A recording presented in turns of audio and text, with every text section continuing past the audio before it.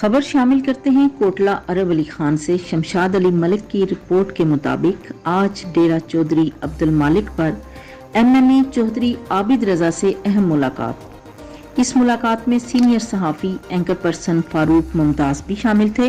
ताहम चौधरी आबिद रजा का कहना था कि ये माह मुकद्दस रहमतों और बरकतों का अल्लाह ताला की तरफ से मुसलमानों के लिए खास तोहफा है। बेशक रोज़ा एक सब्र, तहम्मुल, बुर्दबारी और बर्दाश्त का नाम है। अपने ज़रूरतमंद बहन भाइयों और हमसायों का ख्याल रखना होगा। अल्लाह के नज़दीक सबसे बेहतरीन अमल यही है।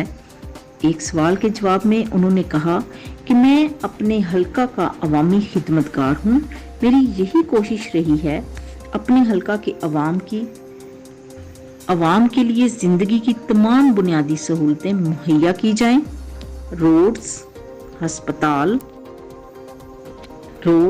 स्कूल, हस्पताल, पानी, बिजली, मेरा फोकस इन्हीं चीज़ों पर रहा है। यही मेरी खिदमत की पहचान है और ये खिदमत इंशाअल्लाह ताला करता रहूँगा। चौधरी आबिद रजा का कहना था कि डेरा चौधरी अब्दुल मालिक के अपने हल्का की अवाम की खिदमत में पेश है। उनका कहना था कि अगर इलेक्शन होते हैं तो PMLN भारी अक्सरियत से कामयाब होगी। रिपोर्ट शमशाद अली मलिक, सरेआम न्यूज़, कोटला अरब अली खान, गुजरात।